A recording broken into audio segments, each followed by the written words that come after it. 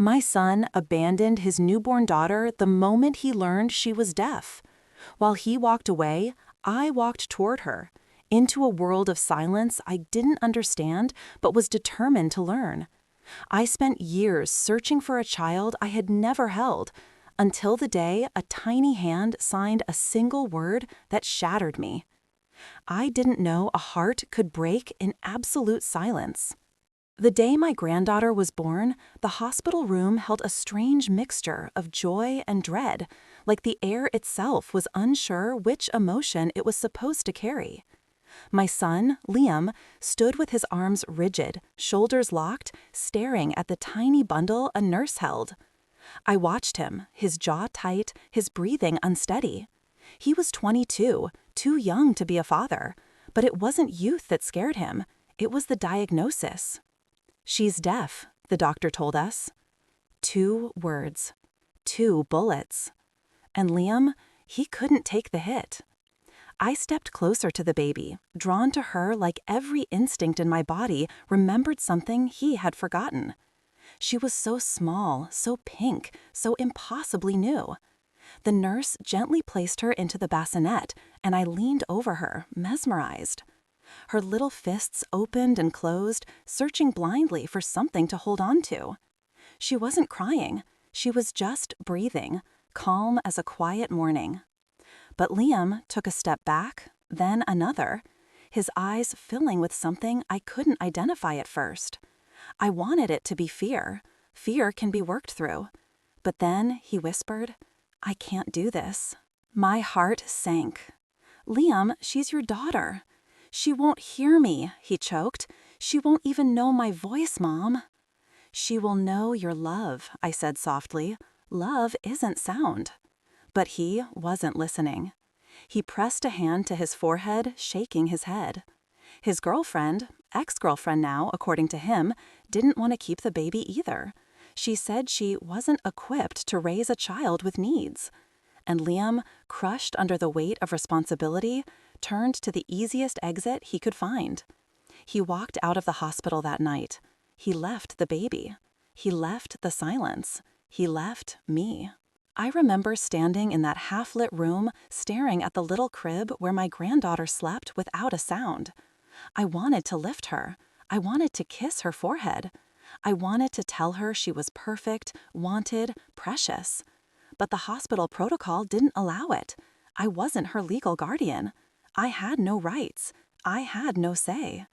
I was just a woman with a broken heart and no idea how to fix what had just shattered. When social services arrived the next day, they asked Liam to sign papers relinquishing custody. He didn't even hesitate, just scribbled his name as if he were signing for a package. I watched the woman pick up the baby gently and carry her away in a carrier, out of the hospital, out of my life. I followed them with my eyes until the elevator doors closed and sealed the little girl away from me. I broke that day. But the baby's departure didn't feel like an ending. It felt like a promise I made silently to myself, to her. No matter how far she went, no matter where she was placed, no matter how long it took, I would find her. And before I found her, I would learn how to speak her language. The first time I walked into a sign language class, I was terrified. Everyone else seemed confident, moving their hands like dancers in a silent ballet. Their gestures flowed effortlessly, like water running over smooth stones. I, on the other hand, felt like I was waving my arms around with the elegance of a malfunctioning robot. But I didn't care. If this was the only language my granddaughter would understand, then I would learn it, even if it took me years. And it did. Years of late-night practice, hands cramped and aching, years of watching deaf creators online, repeating their signs until my eyes blurred. Years of attending community events, sitting quietly in corners, just observing the beauty of a world shaped without sound. Every hand movement was a hope. Every sentence was a promise. Every mistake was a step toward her. I searched for her relentlessly, through social services, through adoption lists, through every scrap of information I could legally fight for. But they wouldn't tell me where she was placed. Adoption confidentiality laws, privacy rules, policies, papers, folders full of no. But I didn't stop. Something in my chest, a thread, a pull, a call, kept guiding me forward. Liam didn't understand. He thought I was torturing myself.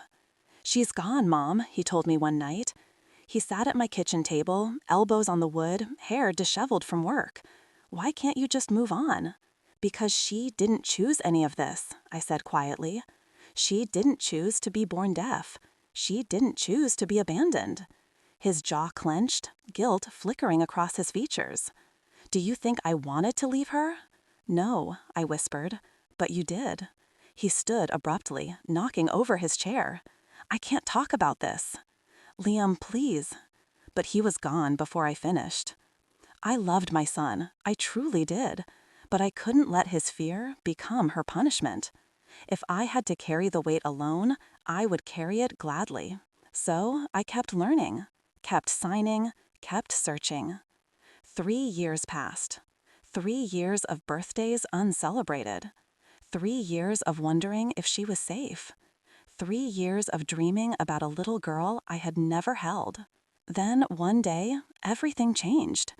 It happened on a gray Tuesday morning, the kind that smells like rain before the clouds even gathered. I had volunteered at a community center where deaf children were taught by a wonderful woman named Marissa. She knew my story in bits and pieces, though I never gave details I wasn't allowed to share. She simply understood. "Would you mind helping with story time today?" she asked, smiling warmly. "Me?" I pointed at myself, stunned. "You've been practicing," she said. "You're good, and the kids adore new faces." I hesitated. My hands trembled a little, but I nodded. The children gathered on the colorful rug, tiny hands, tiny faces, eyes curious and bright. I signed slowly, carefully, telling them a simple story about a turtle who wanted to touch the sky. They watched me with fascination, leaning in, fully engaged. When the story ended, they clapped in the deaf way, hands waving in the air like shimmering leaves, and something inside me melted. That's when I saw her. A little girl standing slightly apart from the others.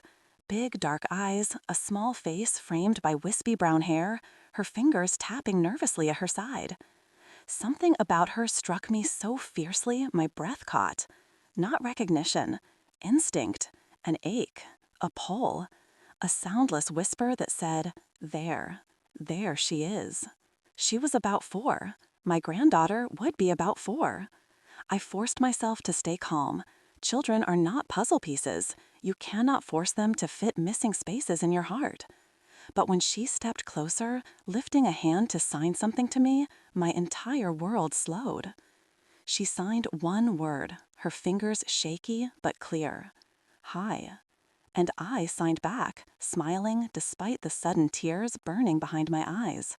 "Hi, what's your name?" She answered slowly, carefully. "Anna." "Anna." My heart twisted. My knees went weak. That had been the name on the adoption paperwork. I had only seen it once. Buried in a file, buried in my memory, buried in my hope. Anna. Before I could ask anything else, she reached out, lightly tugging on my sleeve to get my attention. Then, with a tiny hand, she signed a second word. A word that broke me completely. "Grandma?" The room spun. My breath caught. My vision blurred. Because the way she signed it, the earnest tilt of her hands, the hopeful look in her eyes, it wasn't a question. It was recognition. But how could she possibly recognize me? How? Unless someone had told her? Unless someone had shown her a picture? Unless someone had mentioned the grandmother who had searched for her in silence for years? Unless someone had whispered to her, in signs she understood, about the woman who refused to give up? The world around me faded. Kids laughed softly, teachers moved, the lights hummed overhead. But all I saw was her. This tiny girl with hopeful eyes, the little hand reaching for mine. The granddaughter I had loved long before she ever signed that beautiful word. And in that moment, I knew. My search wasn't over. It was only beginning.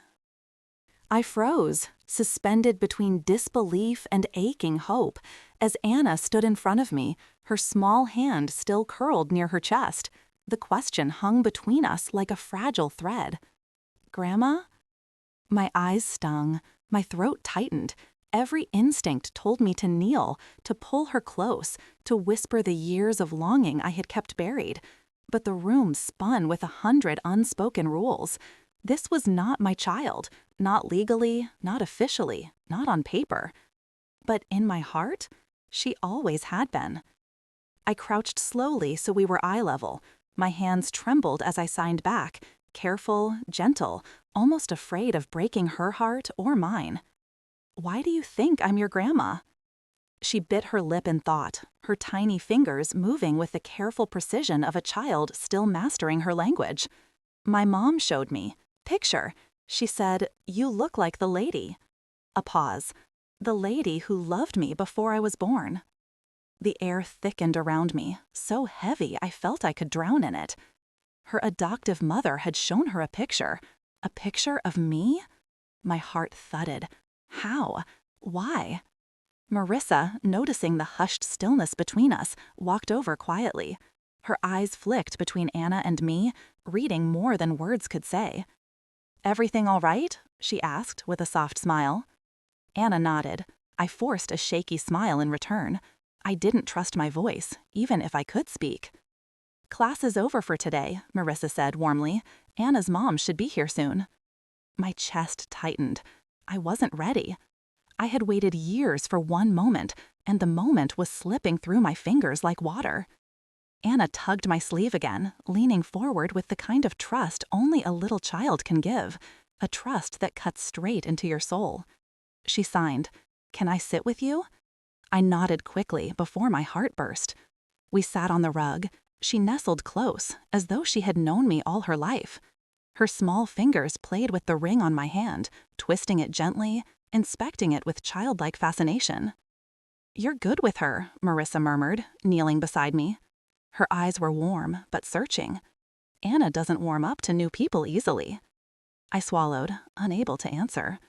Before I could gather myself, the door opened. A woman stepped inside, mid-30s, kind eyes, warm smile. She carried herself with the gentle caution of a mother who had walked her own hard roads. Anna's face lit up.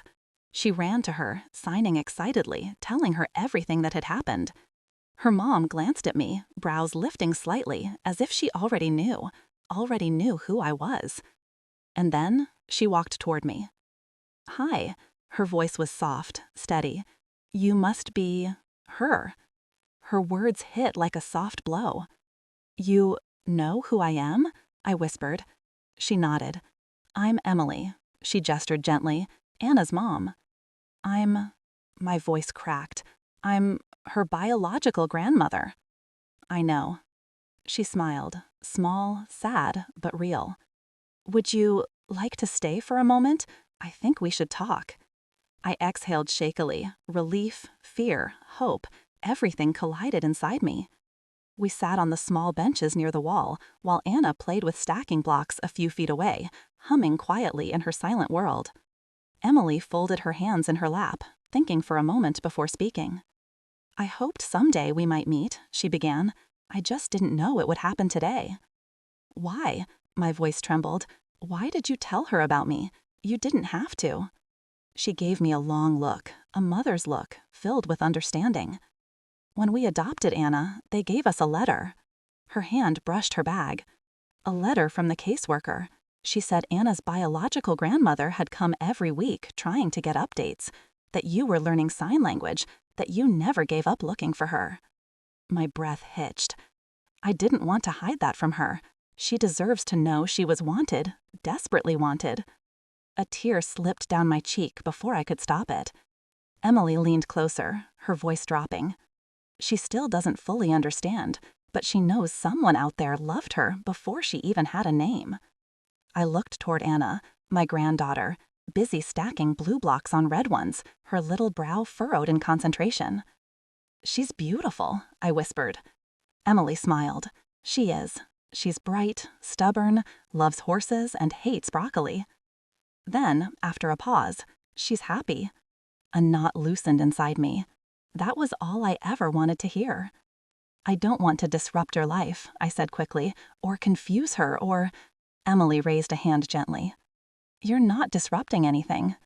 She exhaled. But you must understand, I've protected her fiercely. She had a rough start before we adopted her. I frowned. What do you mean? Emily hesitated. There were 3 foster homes before us. My heart clenched so hard I felt it crack. She moved around a lot, Emily continued softly, and she was so quiet, not just because of her hearing loss. She didn't speak with her hands much either. It took months before she trusted us enough to sign. A tear slid down my cheek. She's doing incredibly well now, Emily said, but big changes scare her, so I need to ask you something. I swallowed hard. Anything. Are you here to stay? The room stopped. My pulse hammered. My throat closed. I took a breath that shook my entire chest. I've been searching for her for years. I learned her language. I prayed every night I'd get even 1 minute with her. Emily watched me closely, waiting. I'm not going anywhere, I whispered. Not unless you want me to.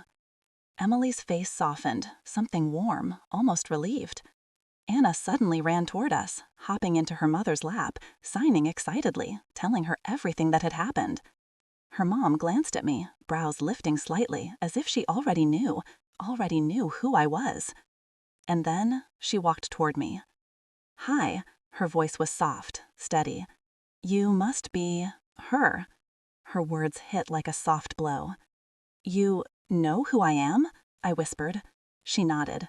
I'm Emily, she gestured gently, Anna's mom. My voice cracked. I'm her biological grandmother. I know. She smiled, small, sad, but real. Would you like to stay for a moment? I think we should talk. I exhaled shakily. Relief, fear, hope, everything collided inside me. We sat on the small benches near the wall, while Anna played with stacking blocks a few feet away, humming quietly in her silent world. Emily folded her hands in her lap, thinking for a moment before speaking. I hoped someday we might meet, she began. I just didn't know it would happen today. Why? My voice trembled. Why did you tell her about me? You didn't have to. She gave me a long look, a mother's look, filled with understanding. When we adopted Anna, they gave us a letter.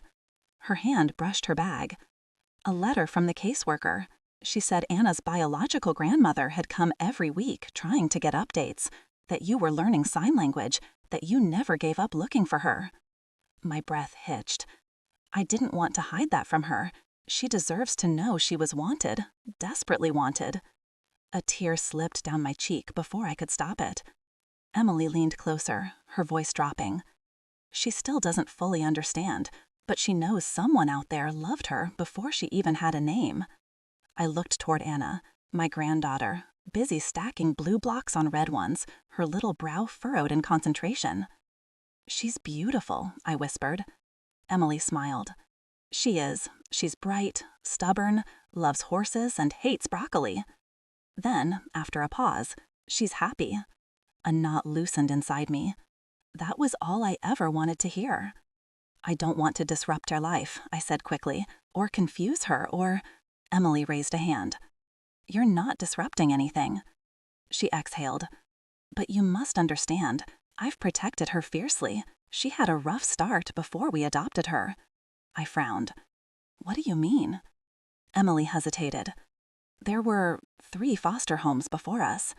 My heart clenched so hard I felt it crack. She moved around a lot, Emily continued softly, and she was so quiet, not just because of her hearing loss. She didn't speak with her hands much either. It took months before she trusted us enough to sign. A tear slid down my cheek. She's doing incredibly well now, Emily said, but big changes scare her, so I need to ask you something. I swallowed hard. Anything. Are you here to stay? The room stopped. My pulse hammered. My throat closed. I took a breath that shook my entire chest. I've been searching for her for years. I learned her language. I prayed every night I'd get even 1 minute with her. Emily watched me closely, waiting. I'm not going anywhere, I whispered. Not unless you want me to. Emily's face softened, something warm, almost relieved. That's what I hoped you'd say. Anna suddenly ran toward us, hopping into her mother's lap, signing excitedly. Mom, she told the turtle story, the turtle who wanted the sky. I like her. Can she come again? My heart nearly burst. Emily looked at me. Well, she asked softly.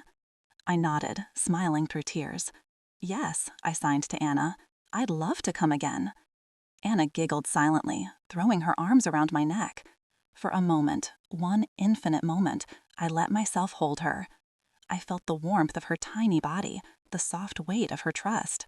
My granddaughter, in my arms. After Saturday arrived with a nervous flutter I couldn't quiet. I woke before sunrise, my heart thudding with excitement and fear all at once. It had been years since I'd felt this kind of hope. Not fragile hope, not desperate hope, but a bright, trembling hope that felt alive in my chest. I stood in front of the mirror, smoothing my hair, adjusting the soft scarf around my neck. I kept changing earrings, silver hoops, pearls, studs, until I picked the small heart-shaped ones my son had given me when he was 10. Something about wearing them felt right, like I was carrying a piece of him with me, even if he wasn't coming. He didn't know about this meeting. He didn't know I had found his daughter, and I wasn't ready to tell him. Not yet. Not until I understood what my place in her world truly was. At the park, children's laughter echoed through the cool morning air.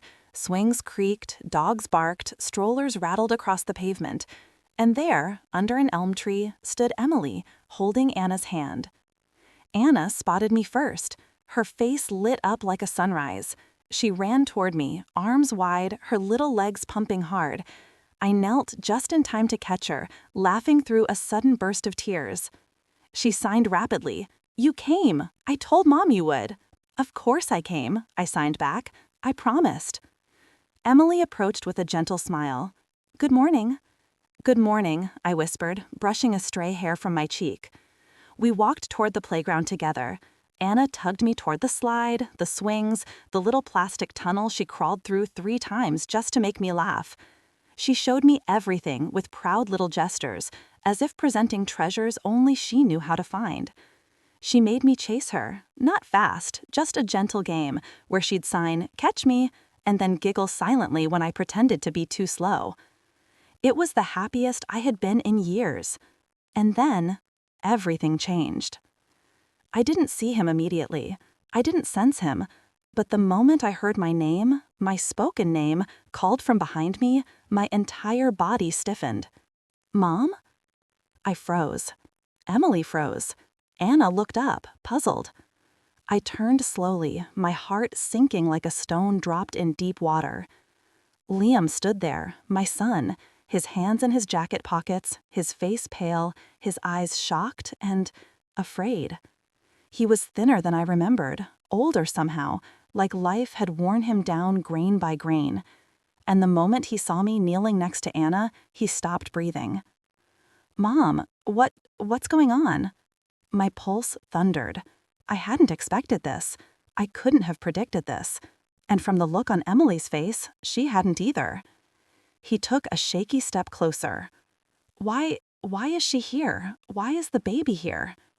Anna instinctively moved behind me, gripping my shirt. And right there, right in that tiny movement, my son's face twisted. He realized who she was. Emily stepped forward cautiously. You must be Liam. He flinched at his name. His eyes reddened. What is she doing with my... He couldn't finish the sentence. His voice cracked. Your daughter, Emily said gently. She's your daughter. Anna peered around my shoulder, confused by the tension. Children can sense emotion like temperature, warmth or cold, safety or danger. Liam's voice was barely a whisper. I didn't know she was here. I didn't know. Mom, why didn't you tell me? Because I didn't want you to hurt her.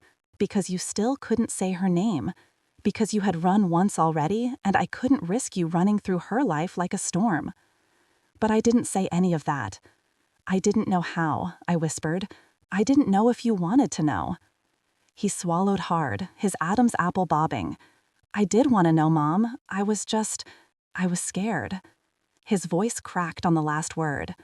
And suddenly, the boy I had raised, the one who used to climb into my bed during thunderstorms, looked small, so small. Can we talk? He asked, glancing at Emily. All of us? We moved to a picnic table. Anna sat on my lap, her head tucked under my chin, watching everything with big, questioning eyes. Liam stared at her, really stared, like memorizing her features one by one. She looks like you, he whispered to me. Then, after a pause, she looks like me, too. Emily nodded. She does. He rubbed his face. God, he looked broken. I was 22, he said quietly. I was stupid, and his voice wavered. I didn't know how to be the father she needed. You were scared, I said softly. Yes, he breathed, terrified. Emily leaned forward. You could have asked for help. I didn't think I deserved help, he said, voice shaking. I felt like I ruined everything before she even took her first breath. I wrapped my arm around Anna protectively, and yet a part of me ached for him too. My son, my lost, hurting son. He looked at Anna as if she were a ghost, someone he had mourned but never known. Does she, he swallowed, does she know who I am? I shook my head gently. Emily added, not yet. We wanted to introduce that slowly, if ever. Anna tugged my sleeve, signing softly, Who is he? I hesitated. Liam watched my hands, his breath stopping. This is Liam, I signed slowly. My son. Anna looked between the two of us. Then she asked a question with the innocence only a child can have. Is he my dad? Liam choked on his breath. Tears instantly filled his eyes. His hand gripped the table so tightly his knuckles turned white. He nodded, but he didn't sign. He didn't know how. Anna tilted her head, confused. She waited for his hands to move, waited for him to speak her language. They didn't. She looked up at me. He doesn't talk like me. And in that instant, Liam broke. A sob escaped him, raw and unguarded. He covered his face, shoulders shaking. Emily reached across the table and placed a gentle hand on his arm. You can learn, she whispered, if you want to. He nodded into his hands, tears falling between his fingers. I do, he cried. God, I do. I wanted to. I didn't know where to start. And then, Anna did something I will never forget as long as I live. She slid off my lap, walked around the table, stopped in front of him. She reached up with her tiny hand and touched his cheek gently. When he lowered his hands and looked at her through tears, she signed one small, powerful word. Hi. A greeting, an invitation, a beginning. Liam choked out a laugh, a broken, disbelieving laugh. I don't know how to say hi back, he whispered. Anna pointed to his hands. I show you? My breath hitched. He nodded. She took his hand softly, shaping his fingers one by one, guiding him through the motion. Liam repeated it clumsily, uneven, shaky, but he did it. Anna beamed as if he had just lifted the moon. She leaned into him, not fully, not completely, but enough to let him hug her gently, enough to begin to be something he had always feared he couldn't be, her father. Emily wiped her eyes, I wiped mine. The park felt still, sacred somehow.